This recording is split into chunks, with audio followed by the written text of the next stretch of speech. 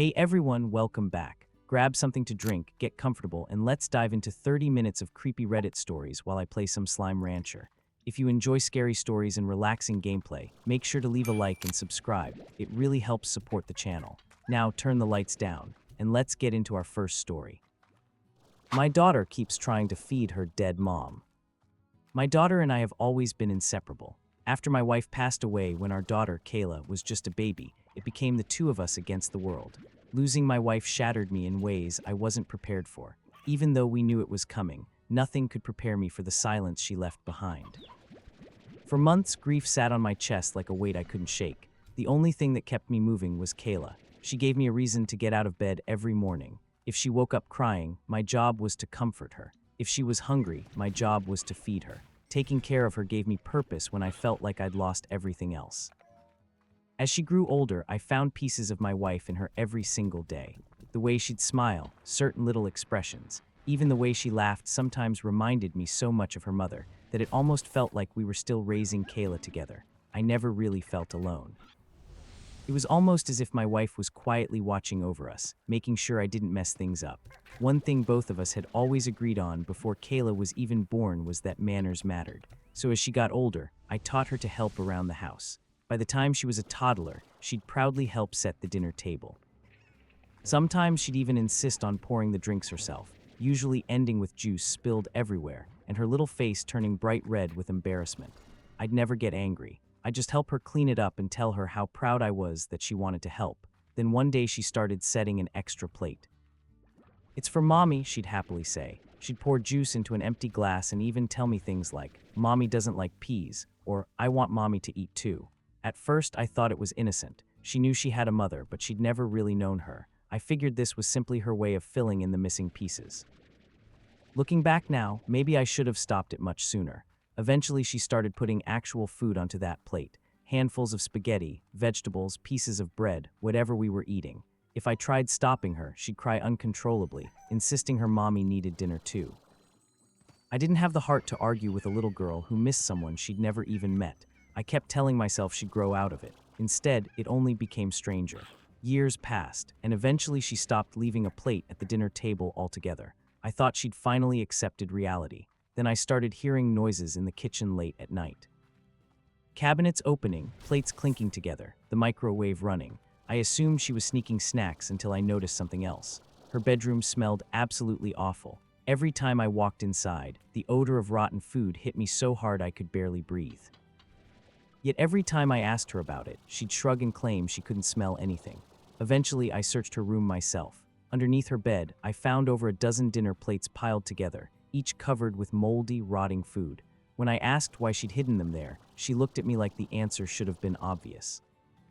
"They're for Mommy." That was the day I finally told her the truth. I explained as gently as I could that Mommy wasn't coming home, that she was gone. I didn't yell or punish her beyond making her clean up the spoiled food and wash the dishes herself. Even then, she looked genuinely upset, not because she got in trouble, but because she thought I was being unfair. "Mommy's going to be mad at you," she kept saying. "She's hungry." After that, things actually seemed normal again. She still mentioned her mother occasionally, but the hidden food stopped. At least, I thought it had. Then last week, everything changed. It was almost midnight when I heard someone moving around the kitchen again. Cabinets opening, plates clattering. I was exhausted and convinced myself I'd deal with it in the morning. Sometime later, I woke to my bedroom door quietly opening. Kayla climbed into bed beside me and whispered, "Daddy. Can I sleep with you tonight?" Half asleep, I wrapped an arm around her and mumbled that she was always welcome. Just before I drifted back to sleep, she whispered one last sentence, "I think Mommy's mad tonight." The next morning, Kayla was still peacefully asleep beside me.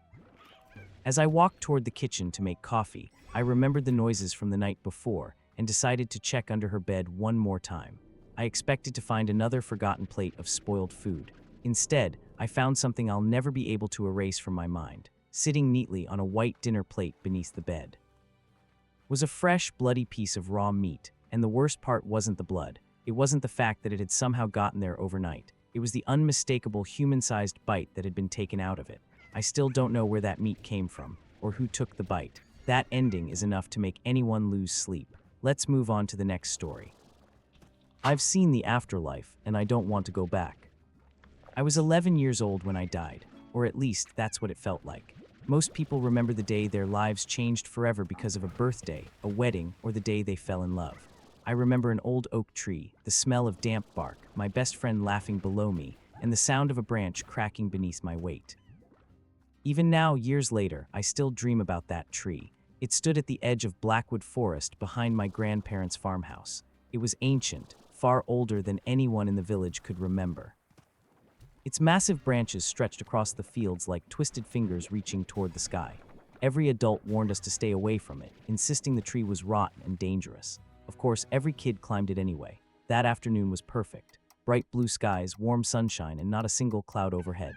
My best friend Jamie dared me to climb higher than anyone ever had. Naturally, I couldn't back down. I climbed higher and higher until even looking down made my stomach churn. Jamie looked tiny from where I stood. He shouted that I'd gone high enough, but I wanted to prove him wrong. I reached for one more branch, then I heard it, not a snap, a crack, loud enough to sound like a gunshot. The branch gave way beneath me. For one impossible second, I was floating. Birds exploded out of the top of the tree as I fell. I remember the sky spinning above me. I remember wondering if this was what flying felt like. Then the ground rushed toward me, and everything went black. At first, the darkness wasn't frightening. It didn't hurt. I thought my eyes were simply closed, but no matter how hard I tried to open them, nothing changed. There was no light, no ground beneath my feet, no wind, no heartbeat, just endless darkness stretching forever in every direction. I called for my mom. Then my dad. I screamed until my throat felt raw. No one answered. Instead, something else did. I heard breathing, slow, heavy, close enough that I could actually feel warm air against the back of my neck. I spun around, but there was nothing there. The breathing stopped, and I tried convincing myself I was imagining it. That's when I realized I wasn't standing anymore. I was sinking, slowly. My feet disappeared first, as though I was being swallowed by invisible mud, except there wasn't any ground beneath me at all. Just darkness consuming me inch by inch. I struggled, but it made no difference. By the time it reached my chest, the world suddenly changed. I found myself standing in a dead forest beneath a sky that didn't even look like a sky. It resembled cracked stone stretching endlessly overhead, filled with glowing red fractures that pulsed faintly like something alive. There was no sun, no moon, yet somehow I could still see everything around me. Every tree was dead, not just leafless, dead. Their bark looked peeled away, leaving smooth gray trunks that hadn't known life for centuries.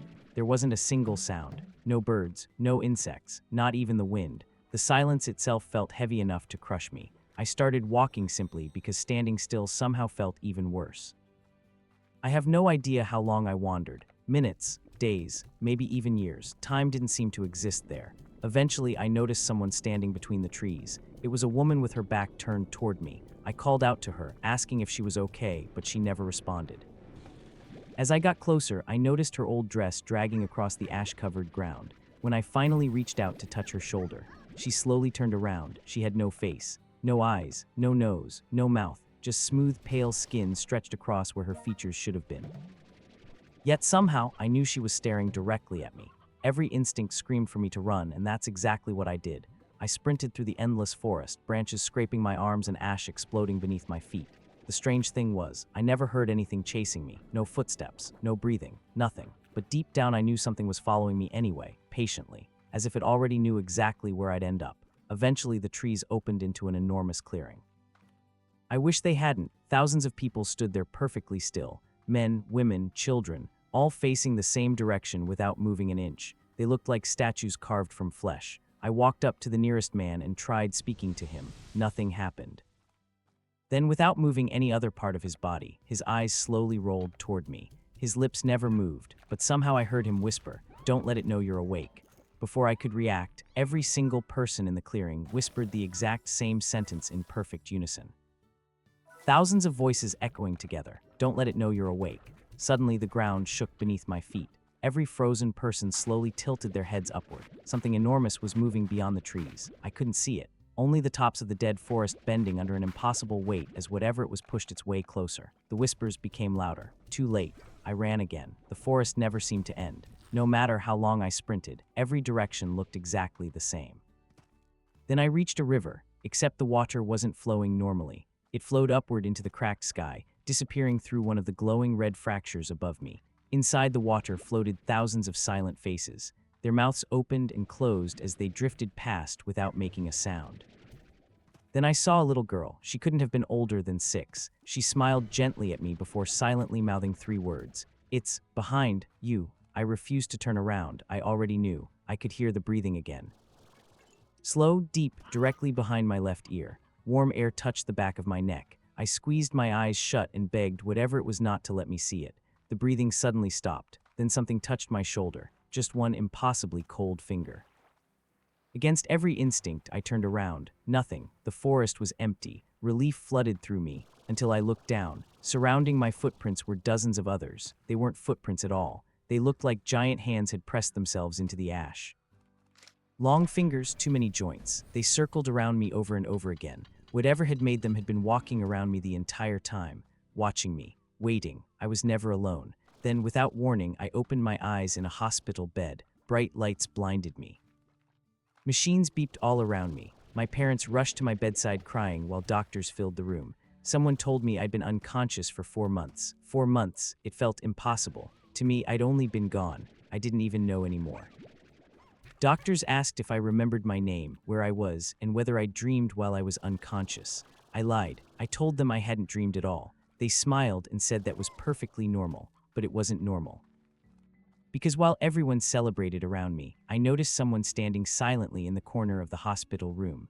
A little girl, around 6 years old, the same girl from the river. Her hospital gown was completely soaked, dripping water onto the floor. Nobody else seemed to notice her. She stared directly at me, slowly raised one finger to her lips and whispered, "SHHH." Then she smiled not happily, sadly, and quietly said 3 words I'll never forget. "It's still here." At that exact moment, every light in the room flickered. Every heart monitor emitted one long, continuous tone. For just a split second, everyone froze completely still. The doctors, the nurses, even my parents. None of them moved. None of them blinked. Exactly like the people I'd seen standing in that clearing.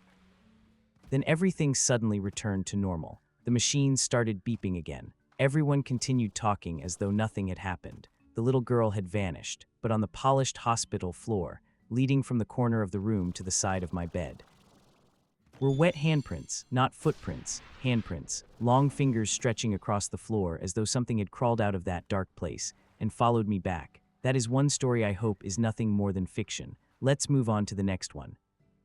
My mother is acting strange at night. My name is Talissa, but everyone calls me Lita. I was born in Kentucky, though now my mother and I live in a quiet little town in Texas. From the outside, our life looks completely normal, but my mom has one rule that I have never been allowed to break. I can never leave my bedroom at night. She even built a small bathroom inside my room, keeps a mini fridge stocked every day, fills my shelves with books, and buys me the latest video games. Whenever I ask her why, she just looks terrified and says, "I'm not myself at night. Nothing is." Then she makes me promise that I'll always be back in my room before sunset, lock the door, and stay there until morning. She also keeps a bundle of rosemary on my nightstand and forbids me from ever moving it.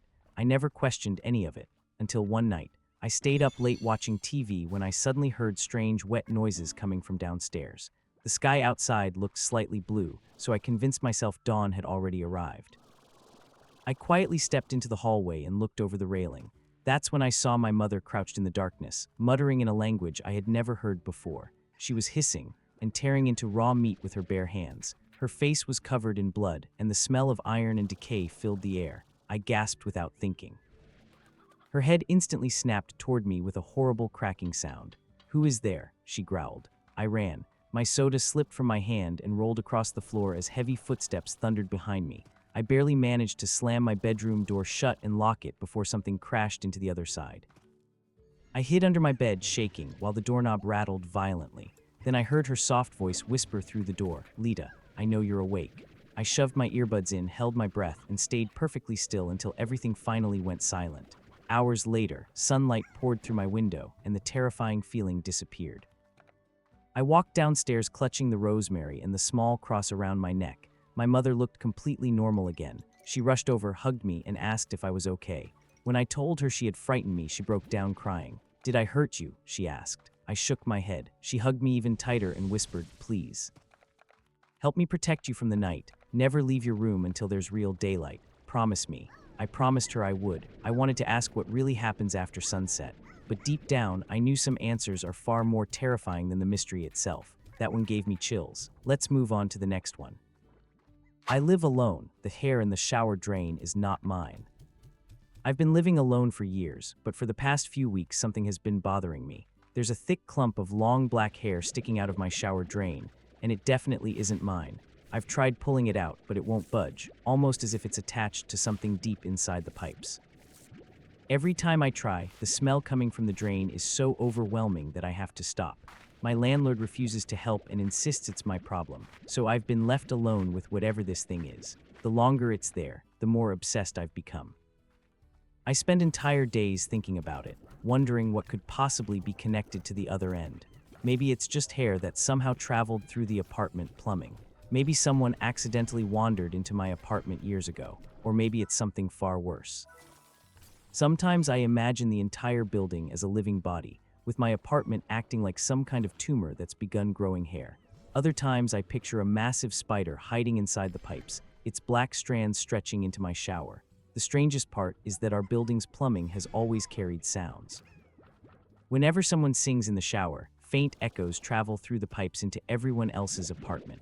Lately, though, I've been hearing music I've never heard before, almost as if something inside the walls has found its own voice. The more I think about that hair, the less normal my thoughts become. I've even stopped flossing because the idea of strands caught between my teeth makes me sick. I've considered moving away, but after living here for so many years, it almost feels like my roots have become tangled with the building itself. Then the thoughts become even darker. I keep imagining a giant invisible bowstring snapping somewhere in the distance, the sound alone sharp enough to pierce through everything. Recently, thoughts of hanging myself have started appearing in my mind. Not because I want to die, but because it somehow feels connected, like another symbol tied to whatever is growing beneath my apartment. I don't know what's worse anymore, the hair itself, or what it's slowly turning me into. That story was more unsettling than scary. Let's move on to the next one. I wish my daughter hadn't survived her accident. After losing control of my car, my life changed forever. My 6-year-old daughter was sitting beside me when we crashed head-on into a tree at nearly 60 miles an hour. I survived with a broken arm and spinal injuries, but she suffered the worst of it. I can still hear the sound of her face smashing into the dashboard before everything went black. The doctors didn't think she'd make it, but somehow, after weeks in the hospital, she survived. They called it a miracle. They couldn't believe how little brain damage she had considering the severity of the crash. Physically, she recovered. But something about her never came back. Ever since we brought her home, she's been different. She barely eats unless I force her. She deliberately uses the bathroom on herself, and she almost never sleeps. Every night I try to put her to bed, she screams and fights with a level of rage that doesn't feel normal for a child. Eventually, I gave up because she never seemed to get tired anyway. Instead, she would quietly stand in my bedroom doorway for hours, staring at me in complete silence. Whenever I asked what she was doing, she would only repeat the same chilling words over and over again. "You killed me, you killed me, you killed me." At first it terrified me, but I never truly believed she would hurt me, until last night. I woke up to find her standing in the doorway again, only this time she was clutching a large kitchen knife against her chest. She stood there silently for what felt like forever, almost as if she was deciding whether or not to do something. Then, without warning, she screamed and charged straight at me. I managed to stop her before she could do any serious damage, but not before she stabbed me several times. Even while I wrestled the knife away from her, she never stopped screaming those same words. "I hate you. You killed me. I hate you. You killed me." We're both back at the hospital now. The doctors have run every possible scan on her, and according to them, she's completely healthy. No brain damage, no abnormalities, no explanation for what's happening. I keep asking myself the same question over and over. If the doctors are right, then who exactly came home with me after that crash? That ending was seriously disturbing. Let's move on to the next one. As a serial killer, I need you all to stop being so easy. Before I start, let me explain why I'm giving all of you advice. It's simple. You've become such easy targets that someone has to make this interesting again. I don't kill people because it's easy. If I wanted easy victims, I'd go back to hunting rabbits. The thrill is gone because most people practically do half the work for me. So if you actually follow these rules, maybe this game will finally become entertaining again, for both of us. First, stop relying on online dating. I understand people get lonely, but it's amazing how quickly someone will agree to meet a complete stranger and even invite them back to their home. Some of you barely exchange a few messages before trusting someone with your personal life. Which brings me to the next rule: never go to a second location. Ever go to dinner, watch a movie, grab coffee, then go home. I've lost count of how many people I convinced to check out a secret bar or amazing restaurant that didn't actually exist. Rule 3: just because someone is charming doesn't mean they're safe. People still fall for the same tricks Ted Bundy used decades ago. A friendly smile, a good story, confidence. That's all it takes. You assume someone is trustworthy simply because they're likable. You're wrong. Rule 4: pepper spray isn't enough. If someone truly wants to hurt you, pepper spray is just an inconvenience. Rule 5: stop posting your entire life online. I shouldn't be able to learn where you work, where you live, who your family is, and what restaurant you're eating at with a 5-minute social media search. It's honestly shocking how much information people willingly give away for free. Rule 6: always let someone know where you're going. Believe it or not, there's nothing more disappointing than making someone disappear only to realize nobody even notices they're gone. At least if people start looking, it makes things interesting. Rule 7: stop thinking true crime documentaries will save you. Most famous serial killers weren't geniuses. They were just lucky. The police missed obvious clues over and over again. Watching documentaries doesn't make you harder to kill. It just makes you think you know what danger looks like. And finally, trust your instincts. Every safety article says it, every parent says it, every police officer says it. And they're right. Every single person I've ever killed knew something felt wrong. They just convinced themselves they were overreacting or didn't want to seem rude. That's the mistake that gets people killed. So write these rules down if you have to. I want this to feel like an art again, because lately, you're all making it far too easy. The scariest part about this story isn't the violence, it's how calm and believable the narrator sounds. That perspective was seriously unsettling. Let's move on to the next one. The monster in the closet spoke to my son. "Dad, he's back," my son whispered, clutching his blanket like it was the only thing keeping him alive. I immediately switched on the light, flooding the room and pushing the darkness back into the corners. Toy cars, robots, and Legos were scattered across the floor, making the room look perfectly normal. Like every other night, I walked over to the closet, threw the doors open, stepped inside, and showed him there was nothing except hanging clothes and his light-up shoes. But James simply lowered his blanket, slowly shook his head, and pressed a finger to his lips, telling me to stay quiet. Sadly, this had become our nightly routine. For months, he'd insisted there was a monster in his room. Usually, it only watched him or breathed somewhere in the darkness, but tonight was different. I sat beside him on the bed, turned on the bedside lamp to chase away every remaining shadow, ruffled his hair, and gently asked, "What did he do this time?" James grabbed my hand and whispered, "He called me a good boy." My stomach dropped. "The monster talked," he nodded. "He said if I'm a good boy and stay quiet, he'll show me the fun place." I searched every inch of the room again, the closet, the doorway, under the bed, but there was absolutely nothing there. Then James quietly said, "Dad, we need to leave." I asked why, and without taking his eyes off the wall, he replied, "Whatever you do, don't listen to him." He suddenly began shivering violently, staring at something beside the wall that I couldn't see. I asked what was wrong, but he only reached his hand toward me without looking away. I grabbed it and helped him climb off the bed. His tiny hand squeezed mine with surprising strength as we slowly backed toward the bedroom door. Every creak of the hardwood floor sounded impossibly loud, and somehow the hallway outside felt darker than the room itself. Just as we reached the doorway, one floorboard groaned beneath my foot. Then, knock. A single knock came from inside the wall. James looked up at me, terrified. "Dad." "It's the monster." Before I could react, the wall exploded. Wood and drywall burst across the room as two long, pale arms forced themselves through the holes.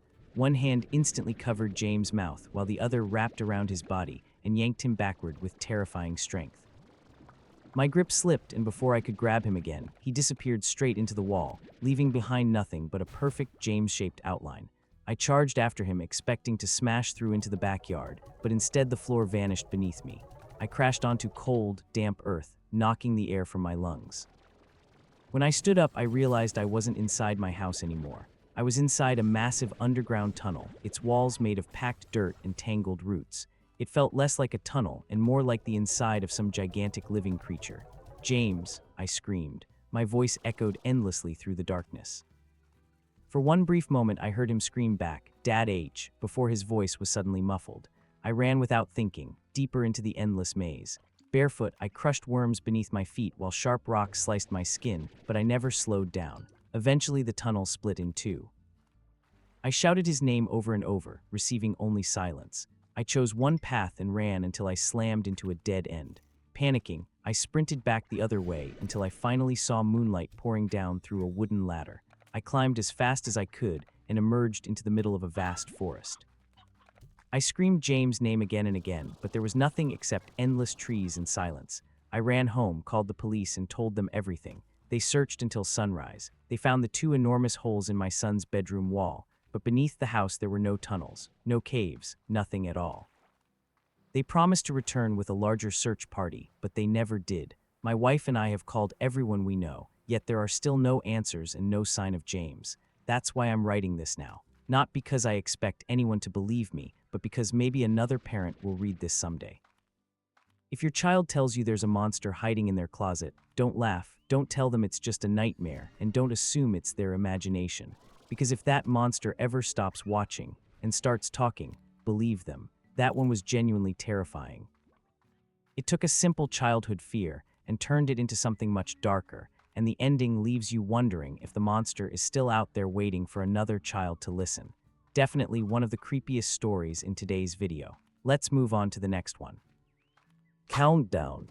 It was a normal day at school. The clock had struck 11, and I knew it was almost time for lunch, the time when every kid is happy. Not me. I wasn't happy because I knew those other kids, Johnny and Benny, were after me. I had done something bad. Well, bad according to them, because they're the typical bullies you'd see in a classic 80s movie like The Karate Kid. But there was no cool Mr. Miyagi to step in and save the day. I headed to lunch expecting them to be waiting by the entrance like they always were whenever they wanted to mess with me. Strangely, they weren't there. The lunchroom felt different, almost too quiet. I kept wondering where they had gone, but eventually I stopped thinking about it and returned to class. Even the teachers seemed unusually tense, whispering to each other as if they knew something the students didn't. Everything felt normal again until the announcement came over the speakers. The school was going into lockdown. It wasn't a drill. Following procedure, everyone hid as distant gunshots echoed through the halls. The sound of panic grew closer until footsteps stopped outside our classroom door. Then came a knock. Nobody moved. Nobody spoke. Another knock followed. The silence only grew heavier, and every second felt like an eternity. Some of the kids were crying quietly. Others were frozen in fear, waiting for whatever was outside that door. Then everything spiraled out of control. The narrator suddenly turns on the people inside the classroom, revealing that the lockdown wasn't just something happening outside. It was something they had been waiting for all along. The story shifts from fear to the disturbing perspective of someone who believes violence will finally give them power, claiming they're taking revenge on bullies, teachers, and anyone they blame for their misery. What first sounds like the story of a terrified student quickly becomes the confession of someone whose mind has completely broken. Even their closest friend is eventually viewed as a threat and discarded once they've served their purpose. By the end, the narrator convinces themselves that they're not a villain at all, but some kind of hero bringing justice, making the ending even more unsettling because of how completely detached they are from reality and how convinced they are that everything they've done was justified. And that's going to do it for today's video. If you enjoyed these scary Reddit stories, make sure to leave a like, subscribe if you're new, and let me know down in the comments which story creeped you out the most. Your support really means a lot and helps this channel grow. Thank you so much for watching, and I'll see you in the next one. Stay safe, and don't read too many Reddit stories before bed.